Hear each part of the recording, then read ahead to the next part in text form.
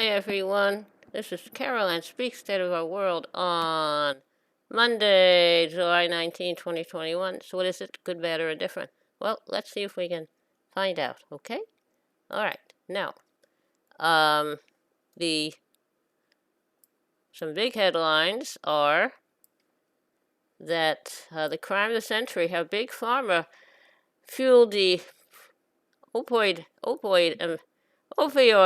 crisis that killed 500,000 and counting. What's that all about? Okay, apparently, as the U.S. continues to deal with the fallout from the devastating opioid epidemic that has killed over 500,000 people in the country since 1999, the Academy Award-winning filmmaker Alex Gibney, whose latest documentary, The Crime of the Century, looks at the pharmaceutical industry's methods in promoting and selling the powerful drugs. I realized that the big problem here was that we had been seeing it as a crisis, like a natural disaster, like a flood or a hurricane, rather than as a series of crimes, says Gibney. You had these terrible incentives where the incentive is not to cure the patient, the incentive is to just make as much money as possible. The Centers for Disease Control and Prevention says U.S. drug overdose deaths skyrocketed to a record 92,000 last year, a nearly 30% increase. It is the largest one-year increase ever recorded, with overdoses, a nearly 30% increase. It is the largest one-year increase ever recorded, with overdoses rising 48 of 50 states. And the Purdue Pharmaceuticals has been in the media a lot because they were giving salespeople incentives to sell their drugs. And the Sacklers, the family that owns Purdue, and they have finally made an agreement, which a number of states have accepted, to avoid bankruptcy. They would release all kinds of documents that have been hidden, but refuse to accept any blame and walk away with billions of dollars. I don't think that's fair at all. Now, another major headline: after 140 years, Native youth leaders lead return of 10 children's remains from Carlisle Indian School in Pennsylvania. The remains of 9 indigenous children were buried by the Rosebud Sioux in South Dakota after being transferred back from the former Carlisle Indian School in Pennsylvania, where the children were forcibly sent over 140 years ago. Carlisle was the first government boarding school off reservation land, and it set the standard for other schools with the motto, "Kill the Indian, save the man." The schools were known for their brutal assimilation practices that forced students to change their clothing, language, and culture. The Rosebud Sioux tribe negotiated the return of the children's remains buried at the school, and a caravan of Rosebud Sioux youth returned them to their tribe this week. Dozens of other Native American and Alaskan Native families have asked Carlisle to return their relatives' bodies. Knowledge of the boarding schools is still being recovered, as many survivors are reluctant to revisit the trauma, says Christopher Eaglebear, a member of the Sikanchu Youth Council.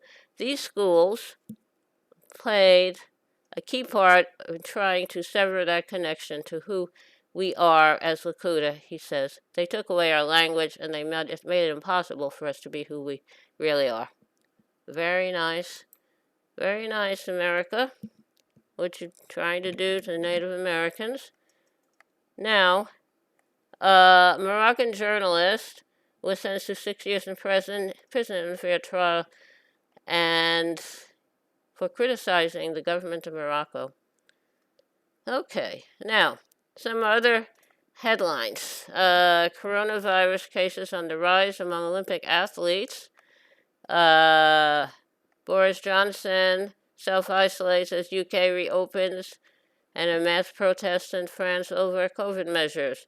The Delta variant spreads across Africa, Latin America, where vaccines are sorely lacking because the vaccines are all going to the wealthy countries. Young children at risk as U.S. cases surge in areas with low vaccination rates. The Department of Justice is set to challenge U.S. judge ruling declaring DACA unlawful. DACA is Deferred Arrivals Childhood Deferred Action Childhood Arrivals. Israel spyware company software targeted iPhones of journalists and politicians around the world. That's very nice. Israel's such a wonderful country. Things they do. But that's what happened, including some famous people,